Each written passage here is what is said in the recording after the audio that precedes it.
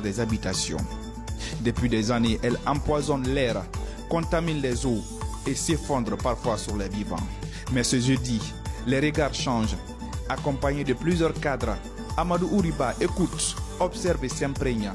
À ses côtés, les membres du collectif citoyen pour un environnement sain lui réservent un accueil empreint d'émotion.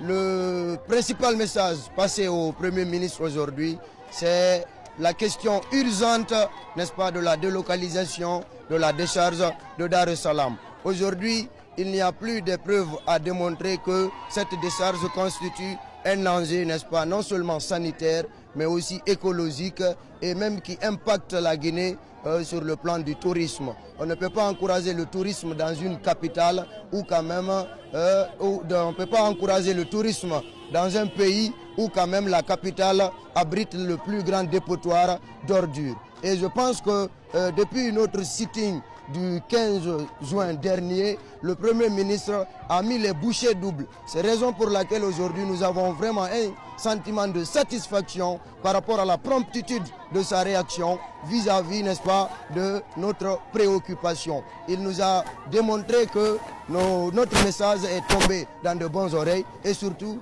ce gouvernement qui est là, c'est un gouvernement qui vient, n'est-ce pas, répondre aux besoins de sa population. Dans ses mains, un mémorandum citoyen.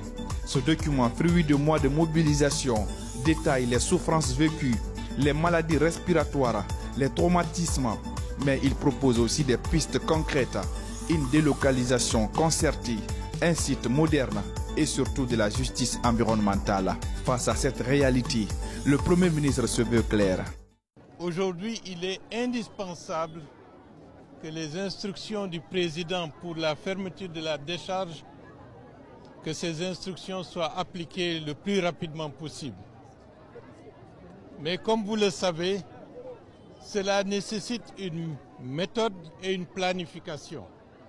C'est la raison pour laquelle, avec cette forte saison des pluies, avec des inondations, ce qui est urgent et ce que j'ai demandé au président de la délégation spéciale, au quartier et à l'ANSP, de nous indiquer les zones les plus sensibles, les zones de risque au cas où il y aurait eu éboulement. Parce que dans la phase actuelle, à tout moment, avec ces pluies, il faut s'attendre à ce qu'il y ait des éboulements. Donc il faut prévenir. Donc d'ici lundi, j'aurai les rapports et des propositions pour que des mesures effectives soient prises le plus rapidement possible pour sécuriser les habitations les plus proches de la décharge. Ça, c'est le premier élément. Ça, c'est dans l'immédiat. Cette visite intervient quelques semaines après un sitting des habitants de Dar es Salaam excédés par l'inaction face à une situation devenue insoutenable. À travers cette initiative, le gouvernement semble enfin vouloir tourner la page d'un site devenu une bombe écologique.